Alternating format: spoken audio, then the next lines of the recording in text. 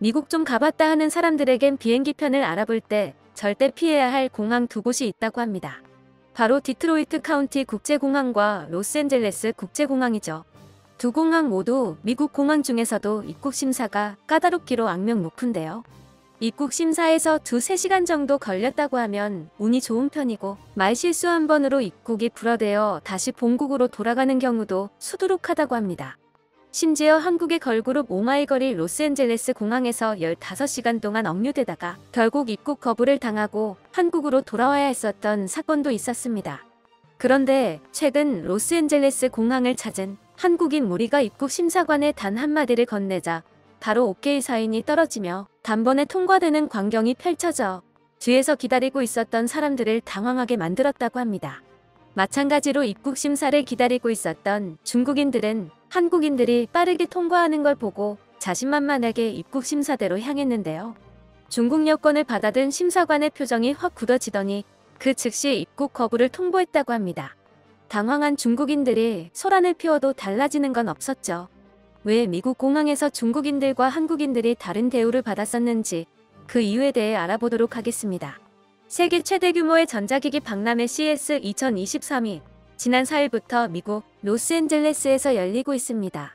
세계 IT 시장의 흐름을 파악하기 위해선 선택이 아닌 필수적으로 참석해야 하는 행사로, 이번 행사에도 전 세계 166개국에서 3,000개가 넘는 기업들이 참여해 자신들의 기술력을 뽐내고 세계 IT 시장의 방향에 대해 의논하는 시간을 가지게 되는데요.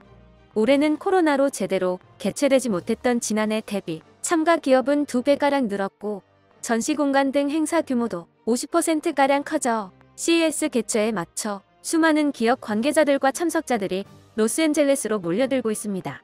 덕분에 까다롭기로 유명한 로스앤젤레스 공항에서도 이번만큼은 입국 심사를 조금은 느슨하게 풀어주고 있는데요.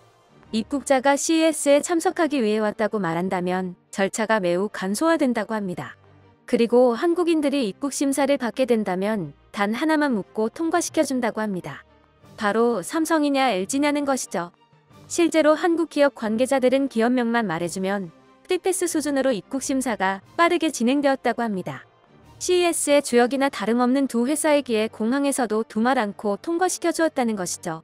이번 CES에도 한국을 대표하는 삼성과 LG, SK, HD현대를 비롯해 수많은 기업들이 참가했습니다. 그리고 이곳에 모여든 수천 개의 기업 중 가장 주목받고 있는 곳은 언제나 화려한 디스플레이 전시로 이목을 집중시키는 삼성과 LG였죠. LG에서는 이번 CES 2023 전시회에서 2044제곱미터 규모 전시관을 열었는데요. 전시관 입구에 초대형 조형물, 올레드 지평선을 설치해 세계 최고의 디스플레이 기업만이 보여줄 수 있는 기술력을 과시했습니다.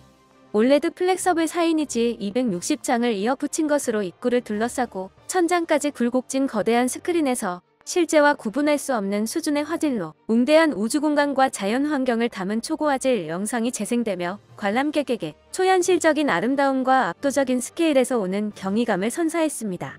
인상적인 입구를 지나 LG 전시관에 들어서면 LG에서 세계 최초로 개발한 무선 올레드 TV LG 시그니처 올레드 4대가 나란히 공중에 매달린 채 화려한 영상을 표출하며 오르내리고 있는 걸 볼 수 있습니다. 현존하는 최대 크기인 97인치 올레드 TV로 LG전자의 올레드 기술의 정수가 담겨있는 제품으로, 여기에 세계 최초로 4K 화질에 120Hz의 초고화질 영상을 무선으로 송신하는 게 가능한 솔루션을 탑재하여 미래의 영상 매체는 이런 것이다 라는 걸 보여주었습니다. LG 시그니처 올레드 M의 왼편에는 전세계 유일 투명 올레드 패널이 사용된 TV에서 올레드 10주년 기념 영상을 재생하고 있었습니다. 일반 TV 모드로 영상을 재생한 뒤 뒷면 블랙 화면이 내려가며 투명 올레드 뒤편에 LG가 받은 CES 2023 최고 혁신 상의 모습을 드러냈습니다. LG 디스플레이에서 보여준 새로운 혁신 기술 행진은 계속됐습니다. LG 디스플레이의 정호영 사장이 직접 미래 먹거리로 꼽은 중소형 폴더블 올레드 신제품들의 실물이 전시되었습니다. LG에서 공개한 8인치 360도 폴더블 올레드는 한방향 폴딩보다 기술 난이도가 훨씬 더 높은 양방향 폴딩을 구현해 사용자가 원하는 대로 앞뒤로 모두 접었다 펼 수 있습니다. 또한 스피커 없이도 소리가 나는 CSO 기술을 적용한 디스플레이를 공개하여 격이 다른 LG의 디스플레이 기술력을 과시했습니다. 세계 올레드 디스플레이 시장을 LG와 함께 양분하고 있는 삼성 역시 이번 CES에 큰 규모로 전시관을 마련했는데요.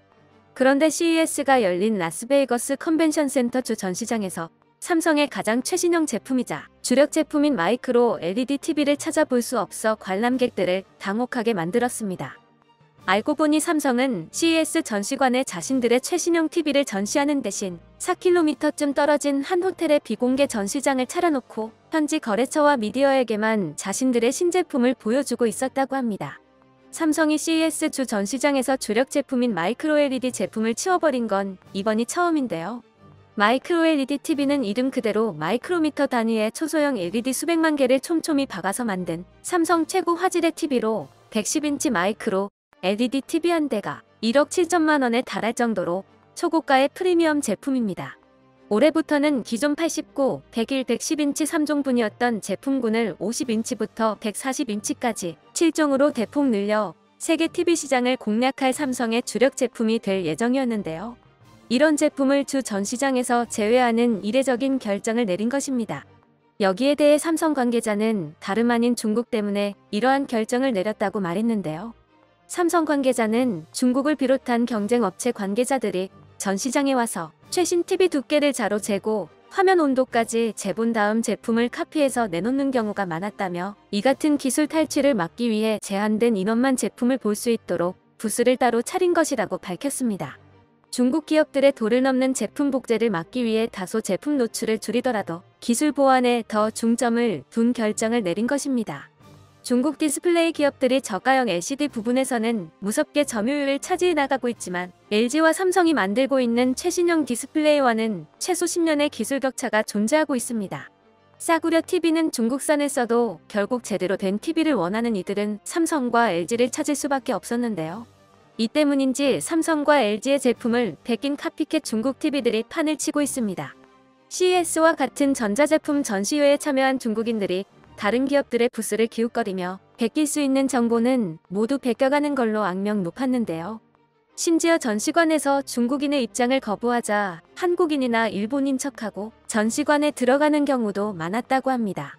이렇게 훔쳐낸 정보로 미국 CES에서 한국이 신제품을 공개하면 9월에 열리는 유럽 가전 박람회인 IFA에서 한국 제품을 그대로 베낀 짝퉁을 버젓이 중국에서 개발한 신제품이라고 전시하는 일이 빈번했었죠. 이번 CES에 참가한 중국 기업들 역시 뻔뻔하게 한국 짝퉁 제품을 들고 나왔다고 합니다. 중국 가전업체 TCL 부스를 둘러보던 LG 직원들은 탄식을 내뱉었습니다. LG전자의 의류관리기 LG 스타일러와 꼭 닮은 카피캣 제품이 TCL 마크를 받고 당당하게 전시되어 있었기 때문이었죠. 내부 역시 빼다 박았다라고 밖에 할 말이 없을 정도로 똑같은 구조를 가지고 있었습니다. 게다가 LG전자만의 특허 기술을 무단으로 구현한 점도 눈에 띄었는데요. 현장에 있는 중국 직원을 추궁하자 LG 제품은 본 적도 없다며 발뺌했다고 합니다. 뿐만 아니라 중국 하이센스의 부스도 상황은 비슷했는데요. 삼성의 프리미엄 TV를 그대로 베낀 110인치 초대형 TV를 독자 개발했다면서 뻔뻔하게 내걸고 있었습니다. 삼성전자 관계자는 제품의 중요한 스펙은 대부분 특허를 갖고 있지만 해외 업체들의 모방에 일일이 대응하기 어렵다며 시장선도 업체로서 어느 정도 감내해야 할 부분으로 생각하고 있다고 밝혔습니다. 그런데 이번 CES에선 생각보다 중국인들을 찾아보기가 힘들었다고 하는데요. 중국 기업 부스 수도 이전의 절반도 안 될 정도였죠. 이전까지만 해도 CES 참가 기업 중 3분의 1이 중국에서 차지할 정도로 많은 중국 기업들이 참여해왔었습니다. 그런데 이번 CES에는 단 400여 개의 중국 기업만이 참여했고 화웨이, 오포 등 중국에서 알아주는 전자기업들이 불참했습니다. 알고 보니 최근 중국 내에 코로나가 창궐하면서 중국인들의 해외 출장이 어려워진 상황이라 이번 CES에 불가피하게 참가하지 못하게 되었다고 합니다.